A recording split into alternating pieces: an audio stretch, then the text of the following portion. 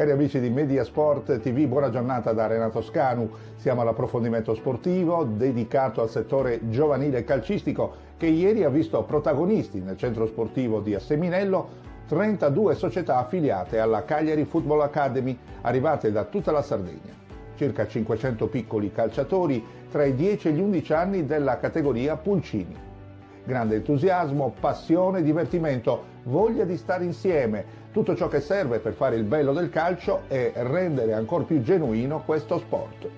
8 i gironi di qualificazione formati ognuno da 4 squadre.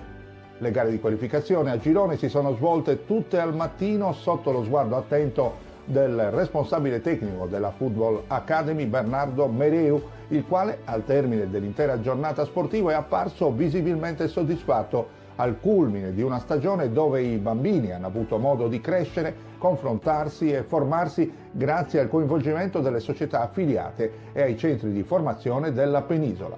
Il forte maestrale, accompagnato anche dal sole, non ha rovinato la festa ad Asseminello con oltre 1000 persone che hanno ammirato l'evento tra i piccoli calciatori talentuosi, istruttori, familiari e dirigenti del Cagliari Calcio.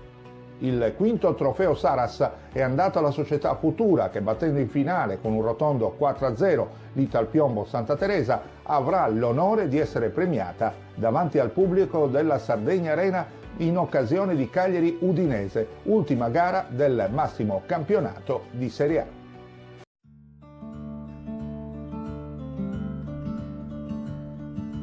Born on the breeze, lie still,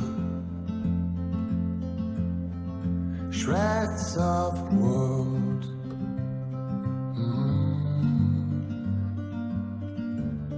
They're hidden in the mist below. What if I could?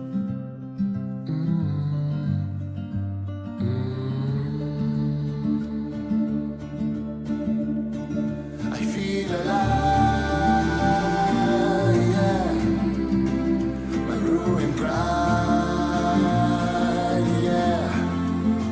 I feel alive, feel alive, feel alive, feel alive, feel alive. Sunshine, feel alive, feel alive, feel alive, feel alive.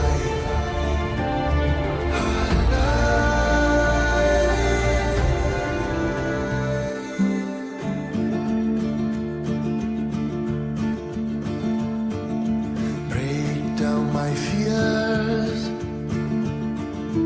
I could, 'cause I feel good.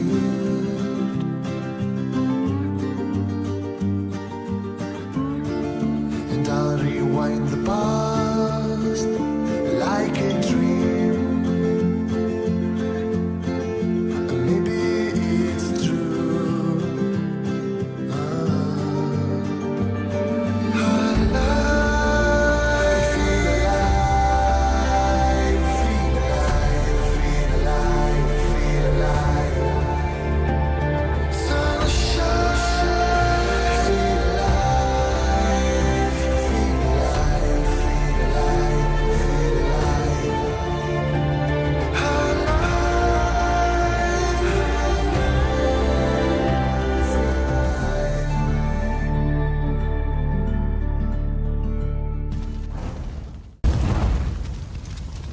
Amici sportivi, una delle 32 squadre partecipanti al quinto trofeo Saras è stata l'Antioquense Calcio, guidata dall'ottimo preparatore ed educatore Simone Soggiu, che insieme al suo responsabile tecnico della società di Sant'Antioco, Pietro Garau, hanno rappresentato il club onorando al meglio l'evento.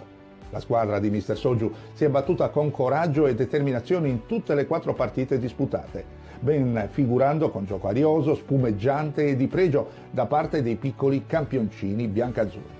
Terminato al mattino il girone eliminatorio, i ragazzi dell'Antioquense Football Club hanno affrontato in gara secca ad eliminazione diretta il Ghilarza, che l'ha spuntata solo nel finale in una gara avvincente e ricca di emozioni. Al termine della partita è prevalsa un po' la delusione e l'amarezza per la sconfitta dei biancazzurri di mister Soggiu.